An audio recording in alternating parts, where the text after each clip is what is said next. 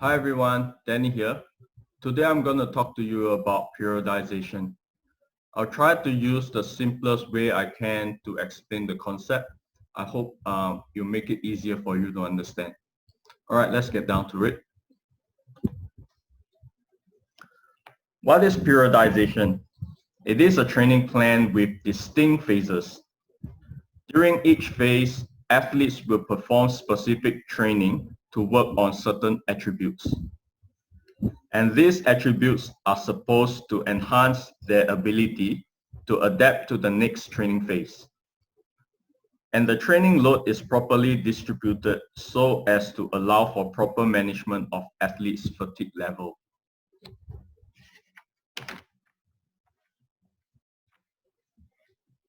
The periodization plan includes 3 different cycles. Firstly, the macrocycle is like the long-term objective of the training. It can be as short as 6 months and as long as 4 years, which is an Olympic cycle. A macrocycle is broken down into smaller phases called mesocycle. Each mesocycle will have an objective to meet, which will eventually allow the athlete to peak. Each mesocycle is about 1 to 4 months in duration. Finally, each mesocycle is further broken down into multiple microcycles, which is your weekly training that aims to help athletes achieve the objective of the mesocycle.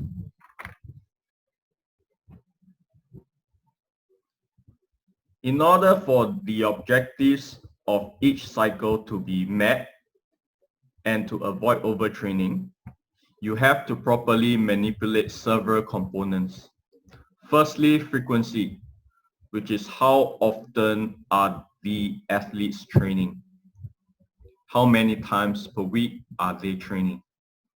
Secondly, the intensity of training. You have to have some high and low intensity training throughout the week so as to distribute the training load and to avoid overtraining. Then the volume of training, which means how many sets and repetitions or the duration of the training per session. Sometimes you need to increase to further stimulate the adaptations, and sometimes you need to decrease to enhance recovery. In general, when intensity is higher, volume should be lower and vice versa.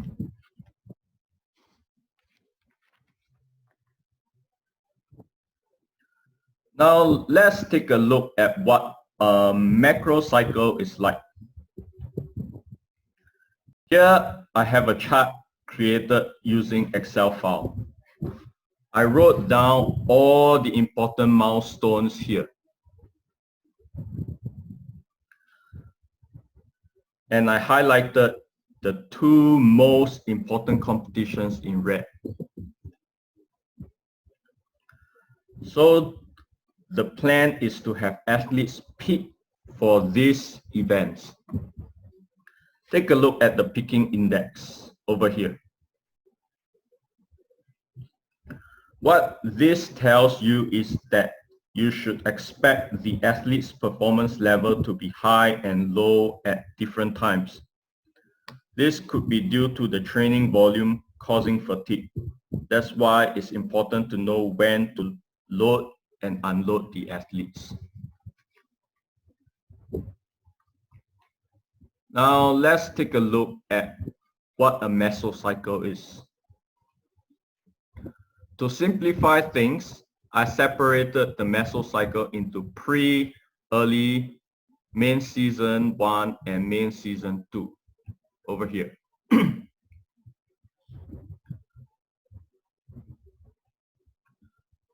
So during mesocycle 1, we are far away from competition.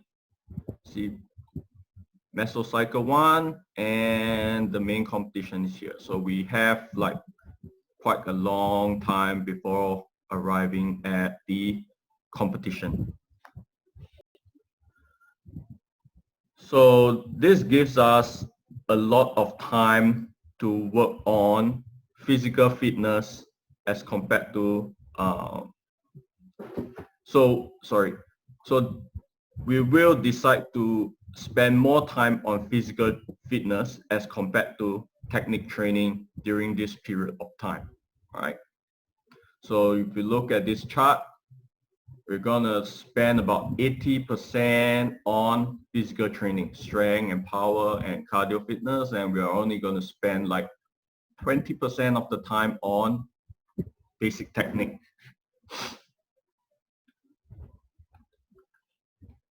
When we arrive at MESOCYCLE 2, the athletes has already gone through substantial amount of physical training.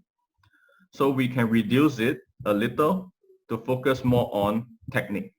So this time, 50% of the time will be spent on technique and the other 50% will be on the fitness. Because right now we are getting closer to the main competition.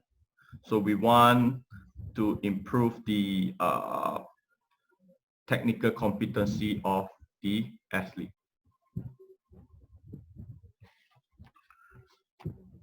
At the third mesocycle, we continue to ramp up the focus on technique while trying to maintain the fitness level. So over here, you can see that technical training has increased by a lot.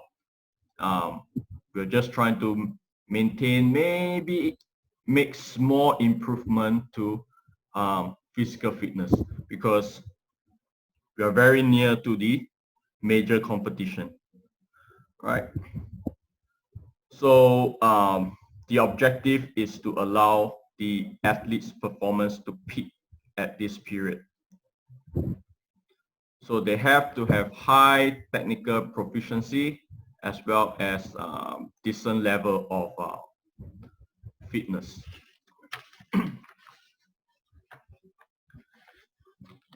So that's mesocycle. Now let's take a look at what microcycle is. So in order to meet the objective of mesocycle 1, where emphasis is on physical fitness, we are planning to get the athletes to perform 4 endurance, 4 general strength, and only 2 basic technique training sessions. Right. So 80% of training sessions are for physical fitness and only 20% of the training session is on technical work. All right. So I put up this table just for simplistic reason. All right. So of course, in actual planning, it can be different depending on how often the athletes are training, the frequency of the training. Most of the national athletes will be training twice a day. So this is just an example of what it's like, what it can be like.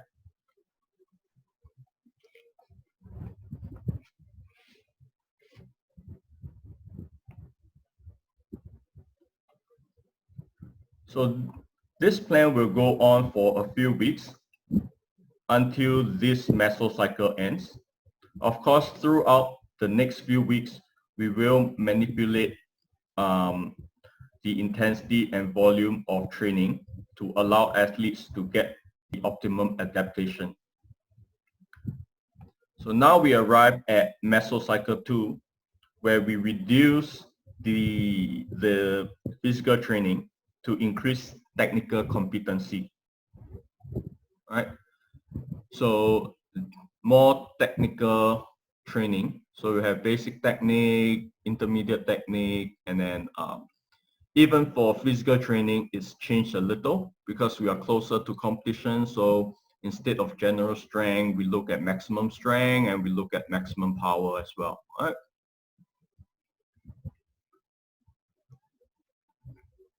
So after a few months in MESOCYCLE 2, we now enter into MESOCYCLE 3. This is where we further enhance the technical competency of the athletes. Right? So increase technical training and reduce physical training. And again, we change up the physical training a little bit. We work a little bit on maximum power. We also want to work on power endurance, right? And technical training changes a little as well. Start to work on advanced technique.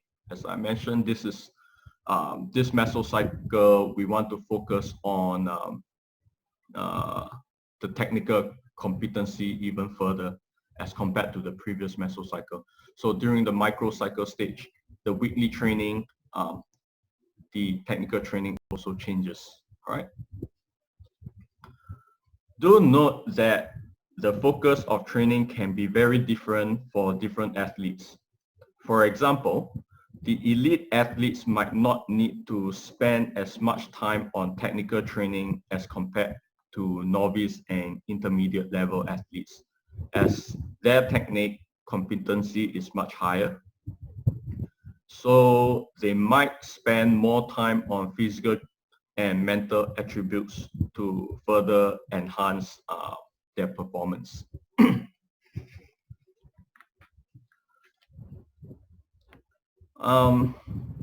We cannot increase training volume non-stop without providing some time for athletes to recover. Therefore, unloading weeks are scheduled periodically, typically every 4 to 6 weeks, depending on how hard the athletes are training. We usually maintain the training intensity, but reduce the training volume during unloading week. Sometimes we reduce both, really depends on the condition of the athletes. Typically, we'll reduce about 20 to 40% of the training volume from the previous week during the unloading period. There's one point that I didn't touch on, which is the tapering. Tapering usually happens 1 to 2 weeks before the major competition. During tapering, it's also like unloading period. We will reduce the training volume while maintaining the training intensity. Volume of training can be reduced as much as 60%. So leading up to competition, 1 week leading up to competition, you'll be reducing the training volume of the athletes by 60%. So for example, usually they'll be training for 1 hour prior to competition. Maybe you get them to only train for 20 minutes, something like that, right? But maintaining the intensity. The reason for this is to allow them to maintain their physical fitness as well as their technical competency while providing them with more time to recover from all the fatigue so that during the competition, they will be at peak performance. All right.